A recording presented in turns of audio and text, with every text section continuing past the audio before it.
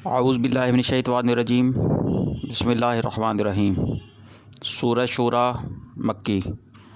حامیم عین سین قاف۔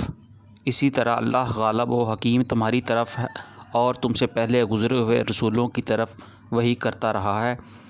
آسمانوں اور زمین میں جو کچھ بھی ہے اسی کا ہے، وہ برتر اور عظیم ہے۔ قریب ہے کہ آسمان اوپر سے پھٹ پڑیں، فرشتے اپنے رب کی حمد کے ساتھ تسبیح کر رہے ہیں اور زمین والوں کے حق میں درگزر کی درخواستیں کیے جاتے ہیں۔ آگاہ رہو، حقیقت میں اللہ غفور الرحیم ہی ہے۔ جن لوگوں نے اس کو چھوڑ کر اپنے کچھ دوسرے سرپرست بنا رکھے ہیں، اللہ ہی ان پر نگراں ہے، تم ان کے حوالہ دار نہیں ہو۔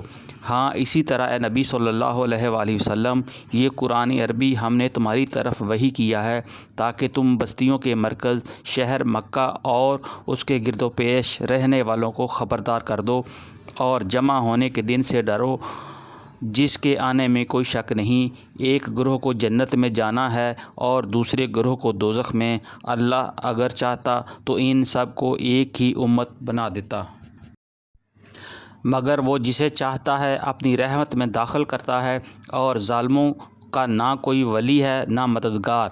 کیا یہ ایسے نادان ہیں کہ انہوں نے اسے چھوڑ کر دوسرے ولی بنا رکھے ہیں؟ ولی تو اللہ ہی ہے، وہی مردوں کو زندہ کرتا ہے اور وہی ہر چیز پر قادر ہے۔ تمہارے درمیان جس معاملہ میں بھی اختلاف ہو اس کا فیصلہ کرنا اللہ کا کام ہے۔ وہی اللہ میرا رب ہے، اسی پر میں نے بھروسہ کیا اور اسی کی طرف میں رجوع کرتا ہوں۔ آسمانوں اور زمین کا بنانے والا، جس نے تمہاری اپنی جین سے تمہارے لیے جوڑے پیدا کیے، اور اسی طرح جانوروں میں بھی انہی کے ہم جنس جوڑے بنائے، اور اس طریقے سے وہ تمہاری نسلیں پھیلاتا ہے۔ کائنات کی کوئی چیز اس کے مشابہ نہیں، وہ سب کچھ سننے اور دیکھنے والا ہے۔ آسمانوں اور زمین کے خزانوں کی کنجیاں اسی کے پاس ہیں، جسے چاہتا ہے کھلا رزق دیتا ہے اور جسے چاہتا ہے نپا تلا دیتا ہے۔ اسے ہر چیز کا علم ہے۔ اس نے تمہارے لیے دین کا وہی طریقہ مقرر کیا ہے جس کا حکم اس نے نوح علیہ السلام کو دیا تھا، اور جسے اے محمد صلی اللہ علیہ وآلہ وسلم اب تمہاری طرف ہم نے وحی کے ذریعے سے بھیجا ہے، اور جس کی ہدایت ہم ابراہیم اور موسیٰ اور عیسیٰ کو دے چکے ہیں، اس کی تاکید کے ساتھ کہ قائم کرو اس دین کو اور اس میں متفرق نہ ہو جاؤ۔ یہی بات ان مشرکین کو سخت ناگوار ہوئی ہے جس کی طرف اے محمد صلی اللہ علیہ وآلہ وسلم تم انہیں دعوت دے رہے ہو۔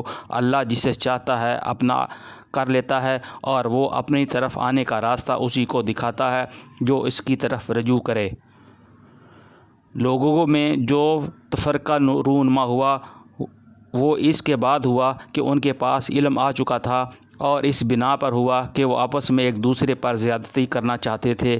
اگر تیرا رب پہلے ہی یہ نہ فرما چکا ہوتا کہ ایک وقت مقرر تک فیصلہ ملتوی رکھا جائے گا تو ان کا قصہ چکا دیا ہو گیا ہوتا، اور حقیقت یہ ہے کہ اگلوں کے بعد جو لوگ کتاب کے وارث بنائے گئے وہ اس کی طرف سے بڑے اضطراب انگیز شک میں پڑے ہوئے ہیں۔ چونکہ یہ حالت پیدا ہو چکی ہے، اس لیے اے محمد صلی اللہ علیہ وآلہ وسلم اب تم اسی دین کی طرف دعوت دو، اور جس طرح تمہیں حکم دیا گیا ہے اسی پر مضبوطی کے ساتھ قائم ہو جاؤ، اور ان لوگوں کی خواہشات کا اتباع نہ کرو، اور ان سے کہہ دو کہ اللہ نے جو کتاب بھی نازل کی ہے میں اس پر ایمان لایا۔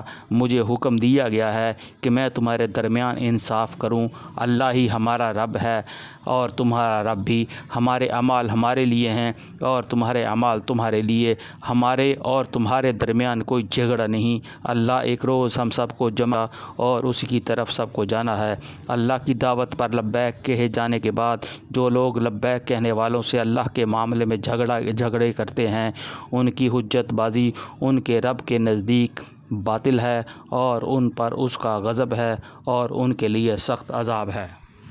وہ اللہ ہی ہے جس نے حق کے ساتھ یہ کتاب اور میزان نازل کی ہے، اور تمہیں کیا خبر، شاید کہ فیصلے کی گھڑی قریب ہی آ لگی ہو۔ جو لوگ اس کے آنے پر ایمان نہیں رکھتے وہ تو اس کے لیے جلدی مچاتے ہیں، مگر جو اس پر ایمان رکھتے ہیں وہ اس سے ڈرتے ہیں اور جانتے ہیں کہ یقیناً وہ آنے والی ہے۔ خوب سن لو، جو لوگ اس گھڑی کے آنے میں شک ڈالنے والی بحثیں کرتے ہیں وہ گمراہی میں بہت دور نکل گئے ہیں۔